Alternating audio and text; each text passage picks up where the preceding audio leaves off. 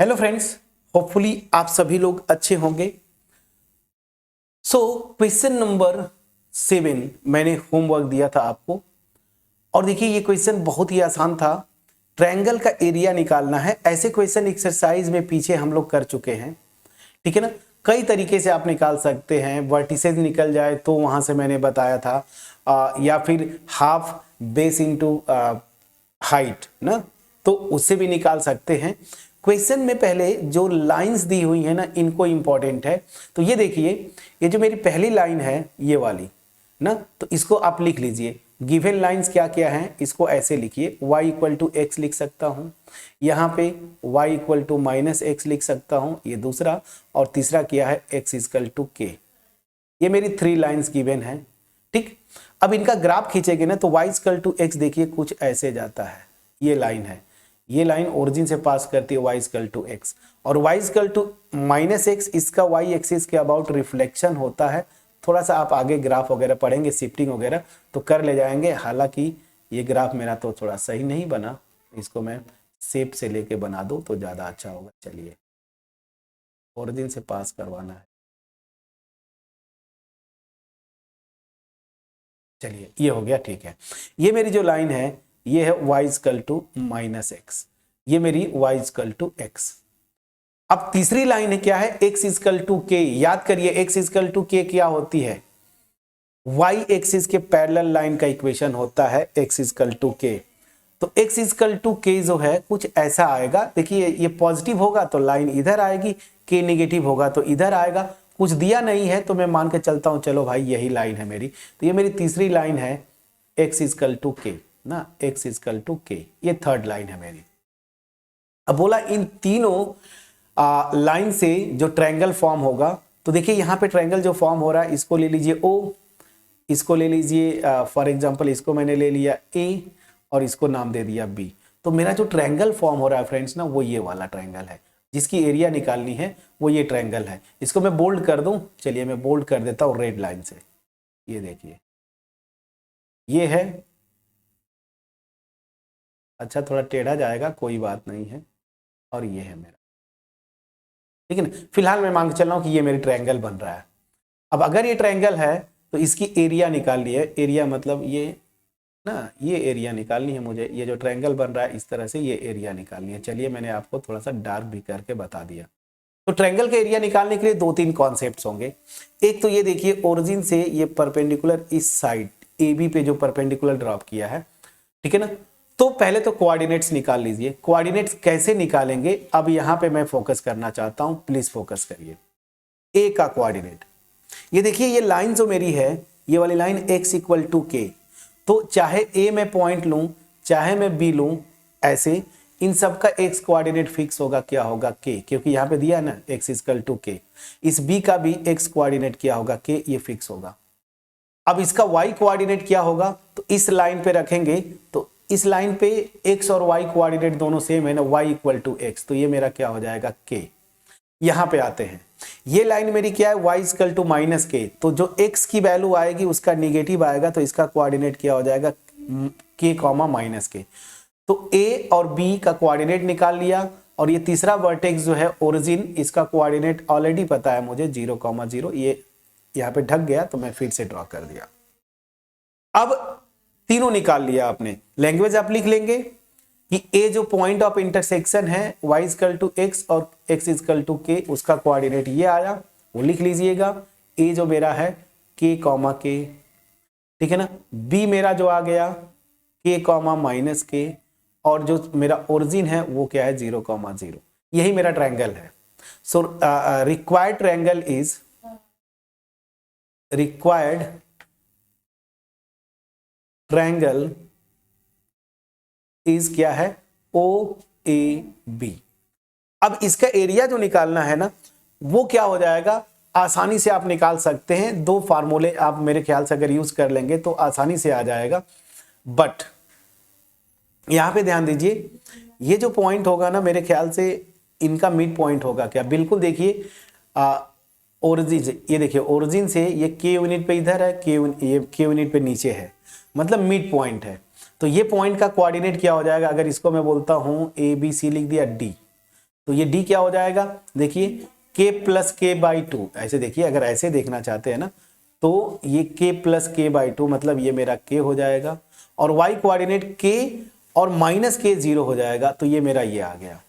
तो दो तरीके से आप निकाल सकते हैं। सो मेथड वन क्या एरिया ऑफ ट्रायंगल OAB, ये क्या हो जाएगा bye formula half base into height, तो हाफ बेस क्या है, ध्यान दीजिए मेरा AB है ना, AB, तो AB की लेंथ क्या हो जाएगी, मैं लिख देता हूं AB, और हाइट क्या है OD। तो चलिए 1/2 बेस का फार्मूला लगाइए, 2 पॉइंट्स के बीच का डिस्टेंस, इसकी लेंथ निकालनी है ना, तो देखिए k माइनस के करेंगे 0 आ जाएगा, x2 माइनस x1, प्लस यहाँ पे k और माइनस के करेंगे प्लस हो जाएगा, तो 2k का होल स्क्वायर। और देखिए OD यहाँ पे ये हाइट है फ्रेंड्स x एक्सिस पे ना, तो ऑब्वियस बात है वैसे भी निकाल सकते हैं 2 पॉइंट्स के बीच के डिस्टेंस का फार्मूला OD, तो k माइनस 0 का होल स्क्वायर मतलब k स्क्वायर प्लस 0 माइनस 0, तो ये 0, तो ये मेरा k हो जाएगा। ये मेरा तो डायरेक्ट k लिख दिया। अब ध्यान दीजिए अल्टीमेट 1/2 2k स्क्वायर होगा ना, अंडर रूट में ये 2k स्क्वायर, 2k का होल स्क्वायर है तो बाहर आके 2k हो जाएगा, तो दिस बिकम 2k और इंटू k, 2 से गया k इंटू k क्या हो जाएगा k स्क्वायर ना, स्क्वायर यूनिट्स, यहां से ये आ गया स्क्वायर यूनिट्स। तो एक तो फार्मूला जो हम पढ़ते आए किसी भी ट्रायंगल का जो एरिया होगा बेस इंटू हाइट वाले से, मैंने कुछ नहीं किया, ग्राफ आपको आना चाहिए, ये प्रॉपर अगर खींच लिया तो मैं देख रहा हूं कि जो मेरा रिक्वायर्ड ट्रायंगल है OAB। अब A का कोऑर्डिनेट निकाला, B का निकाल लिया कोऑर्डिनेट्स, और ओरिजिन का तो पता ही है 0,0। तो यहां पे मैं देख के ही समझ में आ रहा है कि अगर मैं इसको बेस ले लूं तो OD जो है परपेंडिकुलर होगा, तो फार्मूला मेरा एरिया का half base into height, base मेरा AB है, 2 पॉइंट्स के बीच के डिस्टेंस के फार्मूला से ये निकाला, और OD भी 2 पॉइंट्स के डिस्टेंस के फार्मूला से OD भी निकाल लिया, ये दोनों की वैल्यूज रखी, आंसर k स्क्वायर आ गया। मेथड 2 जो मैंने बताया था, याद करिए वर्टिसेस अगर आपको पता है x1 y1 x2 y2 और x3 y3, तो मैंने आपको बताया था ना कि उस केस में एरिया का मैंने फार्मूला बता दिया था, एरिया का फार्मूला जो भी बताया था उसको मैंने डिराइव करके पीछे के क्वेश्चन में, बट मैं इसको डिटर्मिनेंट से सॉल्व करता हूं तो डिटर्मिनेंट से सॉल्व कर दूंगा। ये फार्मूला आपको डिटर्मिनेंट अभी नहीं पता है, लेकिन यहां से जो रिजल्ट डिराइव है प्लीज पीछे की वीडियो में जाके देखिएगा, कहीं ना कहीं मैंने बताया था। तो यहां पे मैंने बोला था ना x1 y1 और 1, तो x1 को मैं 0 ले लेता हूं, y1 को 0 और यहां पे 1, ये देखिए ओरिजिन, फिर k1, फिर क्या है k माइनस k1। अब मैं क्या करता हूं, इस डिटर्मिनेंट को मैं R1 के अबाउट, ये आपको पता नहीं है फ्रेंड्स अभी, वो फार्मूले से जाके आप करेंगे एग्जैक्टली यही आएगा। अब अगले साल आप पहुंच जाएंगे, तो चलिए वहां पे जो फार्मूला मैंने बताया था उस फार्मूले से आप रख के देखिएगा, तो ये प्लस माइनस प्लस, ठीक है, तो 1 ब्रैकेट में इसको ब्लॉक करते हैं, माइनस के स्क्वायर फिर माइनस के स्क्वायर, तो अल्टीमेट ये क्या हो जाएगा 1/2 इंटू माइनस 2k स्क्वायर, ठीक है ना, 2 से गया माइनस के स्क्वायर, तो एरिया कभी निगेटिव नहीं होती है, तो ये क्या हो जाएगा पॉजिटिव ले लेंगे, तो k स्क्वायर यूनिट्स, ठीक है ना। ये फार्मूला याद करिए, अगर vertex x1 y1 x2 y2 और x3 y3 अगर 3 वर्टिसेस दिए हुए किसी ट्रायंगल का, तो मैंने फार्मूला डिराइव किया था हाफ ब्रैकेट में, जो भी लेके किया था वो देखिएगा फार्मूला, उस फार्मूले से ही मैं ये किया हूं, हम वो डिराइव होता है डिटर्मिनेंट से, तो मेरी आदत है क्योंकि 12 में मैं इसको पढ़ा रहा था तो मैं डायरेक्ट ये फार्मूला कर दिया, बट एनीवेज वो फार्मूला अगर याद होगा रख के देखेंगे यही आएगा, तो इसको मैं इग्नोर करता हूं, डिटर्मिनेंट पता नहीं है तो इस मेथड को तो आप अभी इग्नोर करें, अगर वो फार्मूला याद है उस पर रख के देखिएगा सेम आएगा। ये तो समझ में आया होगा, आसान था, ये तो कर सकते थे, ठीक है। अगर मेरा एफर्ट आपके पास पहुंचा होगा, वीडियो को लाइक जरूर करिएगा, फ्रेंड्स के साथ शेयर करिएगा, कमेंट सेक्शन में कमेंट के थ्रू अप्रिशिएट करिएगा। हाँ, एक और चीज, अगर डाउट होगा तो भी कमेंट सेक्शन में कमेंट के थ्रू आप मुझे बताएंगे, ठीक है। इस पे मैं नहीं बोलना, इस पे कोई डाउट ये नहीं, इसको छोड़िए यहां तक। ये तो आप कर सकते थे पहला मेथड। सेकेंड मेथड में वो फार्मूला तो जरूर आपको पता होगा, मैंने लिखा था, उस फार्मूले पे रखेंगे, एग्जैक्टली ये आएगा। और वो फार्मूला डिटर्मिनेंट से मैंने डिराइव किया था, याद करिएगा। तो question number 7 done. Now coming to the question number 8। क्या बोला? Find the value of P show that the three lines this may intersect at one point। ये कॉन्करेंट लाइन का कंडीशन है, ये यहां पे दे दिया, आपका उसमें तो दिया नहीं था। देखिए ये बोल क्या रहा है ना, कॉन्करेंट लाइन का कंडीशन, 3 लाइन्स है ऐसे, ठीक है ना। अब एक लाइन जो है ये है, मान लीजिए a1x प्लस, इसको मैंने लिख दिया b1y plus c1, this is equal to 0। दूसरी लाइन को मैं लिख देता हूं a2x plus b2y plus c2 equal to 0। और तीसरी line a3x plus b3y plus c3, this is equal to 0। ये एक पॉइंट से पास करेंगी, ठीक है ना। तो p की वैल्यू निकालनी है।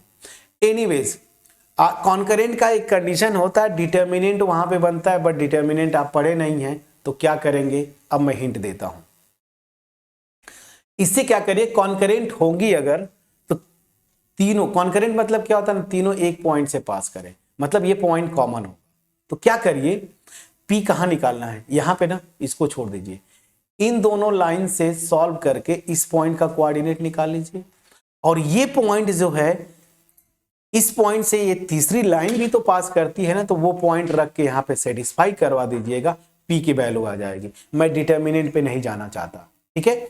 मैं फिर से यहां पे मैं वापिस आता हूं, ये तीनों लाइंस दी हुई हैं, आ जाओ भाई, ठीक है। ये तीनों लाइंस दी हुई हैं, इन तीनों लाइंस को एक एक इक्वेशन मान लीजिए। मान लीजिए पहली लाइन जो है वो मेरी ये है, पहली लाइन ये है, इसका इक्वेशन जो दिया है 3x plus Y minus 2, this is equal to 0।